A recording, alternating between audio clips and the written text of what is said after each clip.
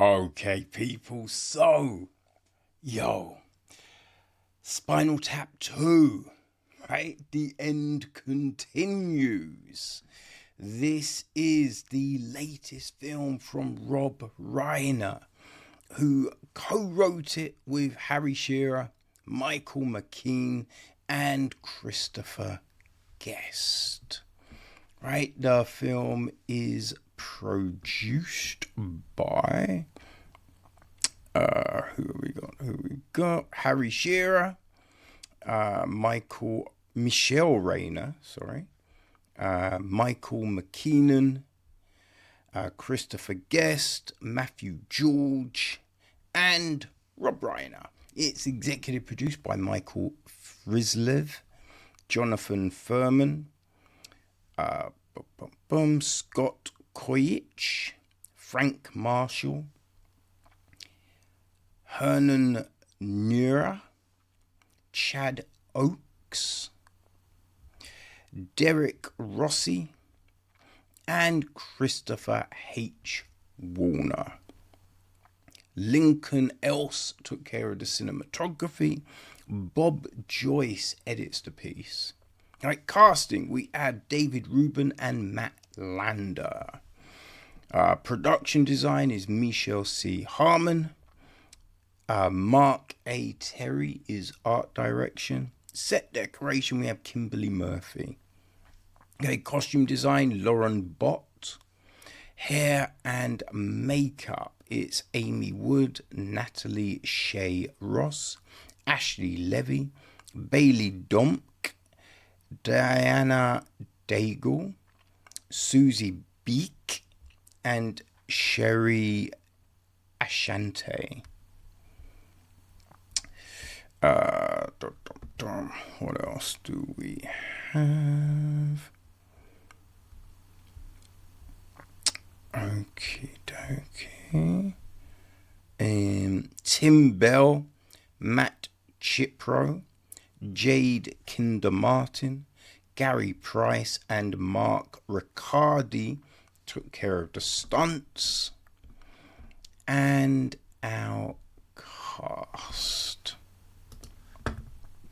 Okay, who is in it? Well, obviously, we have back Nigel Tufnel, played by Christopher Guest. Right, David St. Hubbins, played by Michael McKean. Derek Smalls, played by Harry Shearer.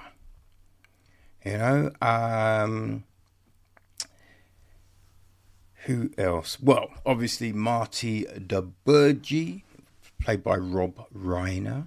Right, that's all our returning cast. We do get cameos from Fran Drescher with her Bobby Fleckman. Who else? Tom Hendra unfortunately died, so we have his daughter Hope Faith, played by Kerry Godliman.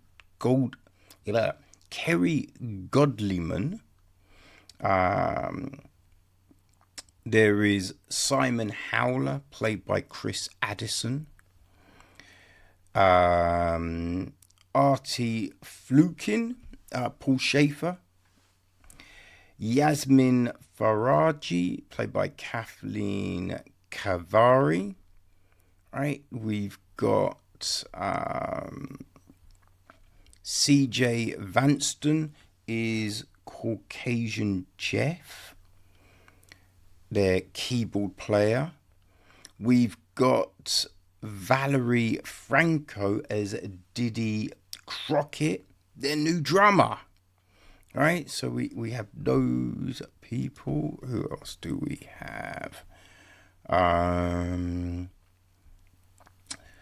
Gene Cromie is Oxygen. There is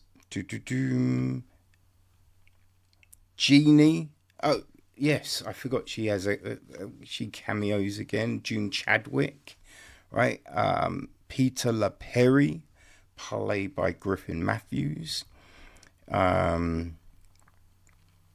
we have got some cameos from Chad Smith, David Furnish, Lars Ulrich, Questlove, Nina Conti is Moira, Robert Walker Branchard is their SFX tech assistant Ben.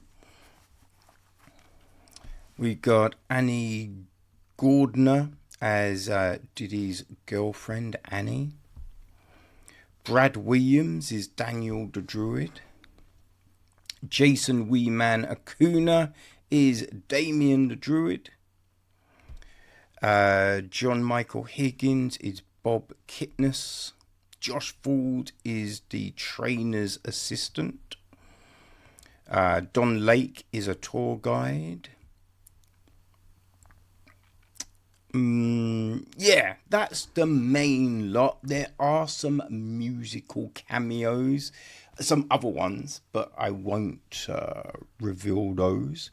The gist is this: the now estranged bandmates of Spinal Tap are forced to reunite for one final concert, hoping it will solidify their place in the pantheon of rock and roll. So yes, that's it, right? And it's been a while. You know what I mean? It's been a while. The first Spinal Tap, that was, when was it? 84. You know what I mean? So it's been 41 years. 41 years.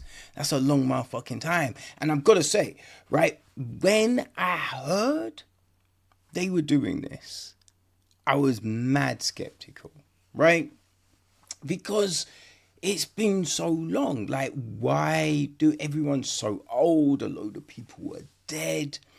And, you know, just rewatching the original, the other week, it was just like, oh man, it's a certain type of humor, right? It's a certain type of humor. And it's also this certain shit that's said that you're just like, they, you know what I mean? They shy away from that shit now. So can this work? Right? That's what you ask yourself. And I will say, I definitely laughed, right? And it wasn't a packed out screening, but everyone in the spot laughed. Everyone, like some people at different spots, but there was laughter in the house. You know, I think the beginning bit when we catch up with everyone and we see them in their new careers, right? Like a cheese and guitar store. I mean, like, what the fuck is that? A glue museum. You know, like making podcast music. It's just, it was funny, right? There was these funny parts for sure. And then, just some of the other interactions were really good. Oh, they were really good. Like, there was some bits that did feel a little bit forced, right? Like the glue joke that we have, you knew that was coming, right? Like, that was way too obvious that there would be something like that happening. I did think that the Simon Howler character was a little bit forced, right? It was just a bit like that kind of character is a bit too predictable. You know what I mean? Like, it's not that it was terrible or anything like that, but it was just like, I feel that's a bit safe, right, to have that person. But they did make it work within, the confines of what we were seeing. So it's just like, okay, fine. And he did have, like, the character did have some moments for sure, So there were those things. I did think one of our surprise musical guests didn't necessarily work as well as the second one, let's just say. So there was those things, but even though, like, the rehearsal part of the film, there's some funny bits in it. It's not quite as funny as, like, the beginning, and then especially the end. Oh my god, the end's so funny. But the rehearsal parts, there's some good moments in it, but there were certain lines. Oh, there were certain lines. Like, there's, I forget why, there's this talk about ghosts, and oh gosh, someone said, I forget who it was now, it was like, during the daytime, ghosts are just rumors. And it's just like, oh. And it like, also, it's the way it's the way it said, the cadence in which it's said, that it just works so well, right? It works so well. Like, there's things at the start when they're, as we meet them and they're talking about their careers, it's some of the things they say about it, right? And those kind of interactions.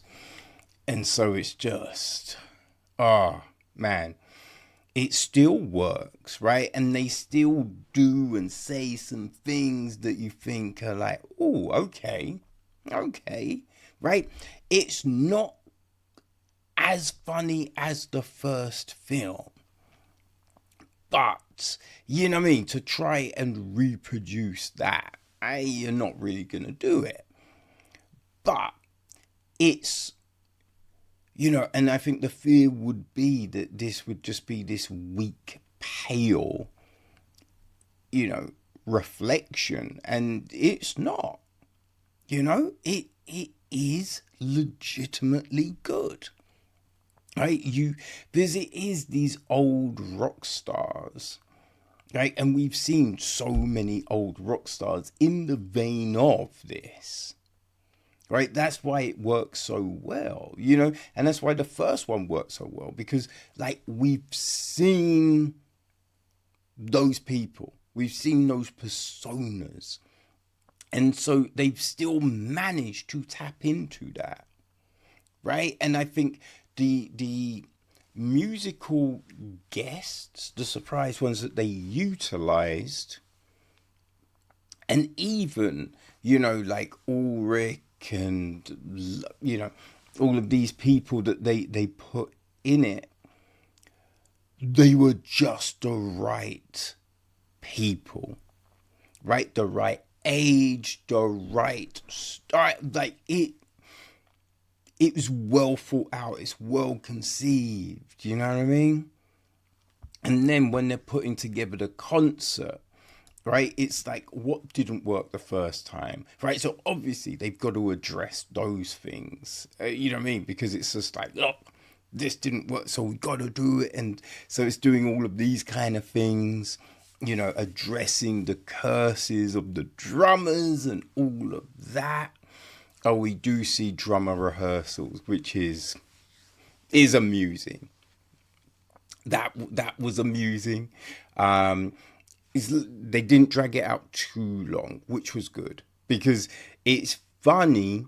There were a few that were just like, and if it had gone too long, you'd have been like, but yeah, it was well timed. That was well timed, and it's this, it's this reforming of a band, right? Like, we've seen Oasis hated each other and then they're back together, obviously for financial reasons.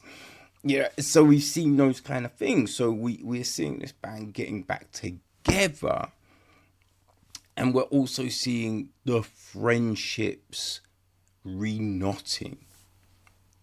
There was one kind of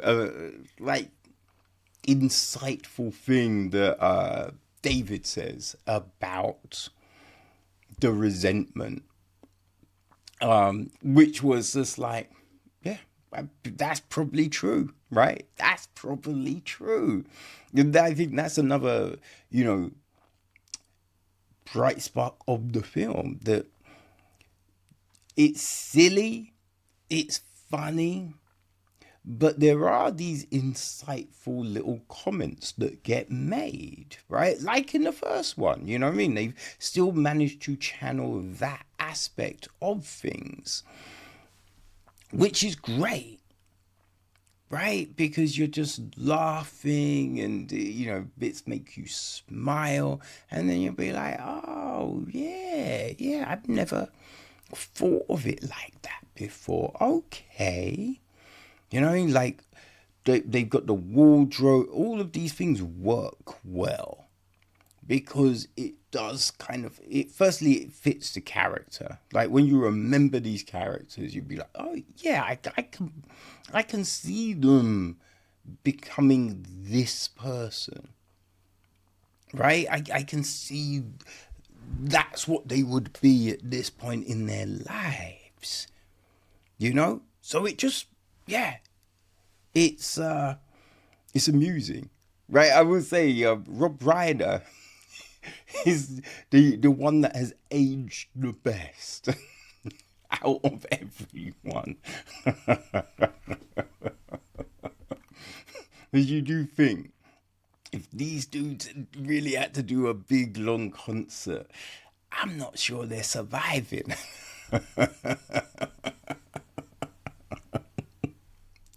But we get to hear, the old hits. There's some new things thrown in as well. Yeah, so Spinal Tap II, right? The end continues. It's not a rehash, and that's, I think that's the fear, that we were going to get Highlander 3. I know, I use that example all the time, but it just works, right? It's a perfect analogy for so many things. And that's the fear. We thought, is it going to be that? And it thankfully was not.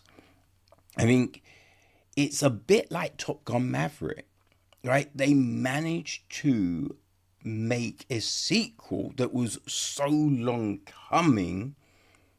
They managed to make it actually work and be really enjoyable, right? And that's what this is. It is enjoyable.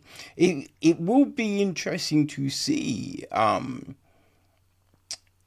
this is received, right? Because I imagine everyone that enjoys the original will go watch this, will go enjoy this, but will a new generation,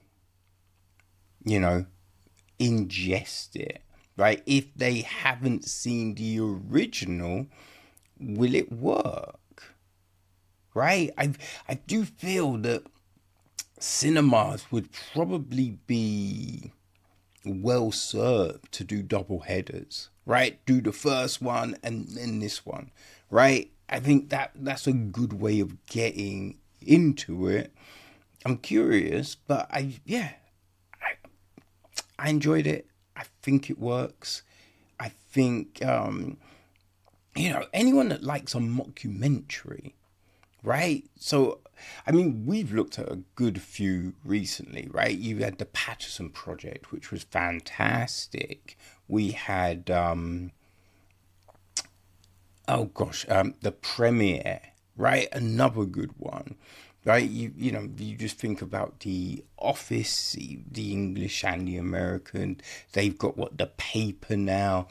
So mockumentaries work and people do enjoy them.